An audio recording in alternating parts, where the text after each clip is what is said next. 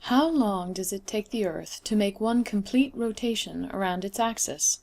24 hours or 1 day? If we look at the same image of the globe, but from the top, looking down the axis from the North Pole, we see the Earth is rotating counterclockwise around the North Pole. If we look more carefully at this axis of rotation, we see that it is tilted relative to Earth's orbit around the Sun. Instead of being perpendicular, it's tilted 23.5 degrees. How long does it take the Earth to make one complete orbit around the Sun? 365 days, or 1 year. During Earth's orbit around the Sun, it follows a nearly circular path, but with a small elliptical eccentricity. The Sun is not in the center of the ellipse, but one of the focal points. Bottom line, the Earth is a little closer to the Sun every January and a little further away every July.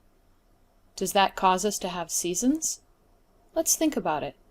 We'd expect the planet to be a bit warmer overall when we're closer to the Sun. When does that happen? January. Is that our warmest season in the Northern Hemisphere? No. So the seasons must result from something entirely different. Let's return to the tilted axis of the Earth. As the Earth orbits the Sun, it goes through 365 daily rotations, while the axis maintains its tilt. On the June 22nd solstice, the tilt causes the North Pole to face towards the Sun, while the South Pole faces away. When the Earth's orbit takes it all the way around to the December 22nd solstice, the North Pole is now tilted away from the Sun and the South Pole towards.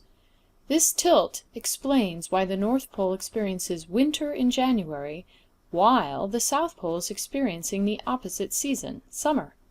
The North Pole is facing away from the Sun and gets less overall sunlight. The South Pole is facing towards the Sun and gets more. To understand this more fully, let's look more closely at how the Sun's rays hit the Earth. First, notice that halfway in between July and January, during the September 23rd equinox, the tilt causes neither pole to face away or towards the Sun. As the Earth rotates every 24 hours, each area of Earth's surface will receive 12 hours in view of the Sun and 12 hours out of sight of the Sun. 12 hours of day, 12 hours of night. Equal lengths of day and night is why this time is called an equinox.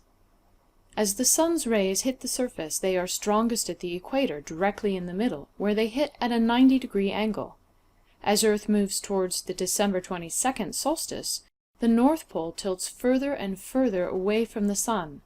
At its maximum tilt on solstice day, the Sun's rays are now hitting directly at 23.5 degrees south latitude, or the Tropic of Capricorn. Notice that every location within the Antarctic Circle at the South Pole is getting 24 hours of sunlight. As the Earth rotates, none of these locations is ever lacking in sunlight. This creates the summer season for the Southern Hemisphere. In the Northern Hemisphere, inside the Arctic Circle, the reverse happens. 24 hours of darkness, winter season for the North. As we watch the Earth continue its orbit, the Earth's tilt again moves towards the Sun, such that when we reach the March 22nd equinox, we once again have all parts of the planet receiving equal amounts of sunlight and darkness. The equator once again receives the direct sunlight. At high noon, the Sun would be directly overhead here. Returning back to the June 22nd solstice, we see the tilt move the North Pole towards the Sun, so that the North Pole receives more and more hours of sunlight each day. At the solstice, the Northern Hemisphere experiences summer. All points within the Arctic Circle experience 24 hours of sunlight, and the Sun is directly overhead, providing its most intense heating at the Tropic of Cancer, at a location 23.5 degrees north of the equator. As we continue to watch this process, we can see that the Southern Hemisphere moves through this 1-year orbit from its winter through its spring, summer, fall, and back to winter, while the Northern Hemisphere experiences the opposite season. Note that each solstice and equinox represents opposite seasons in opposite hemispheres.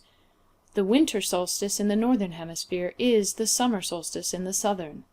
That means that sun lovers can plan trips to maximize their sun exposure, traveling to the Southern Hemisphere in December, January, and February, and the Northern Hemisphere during June, July, and August.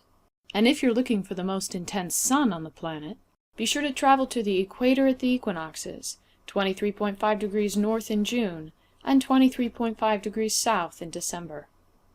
Pause now.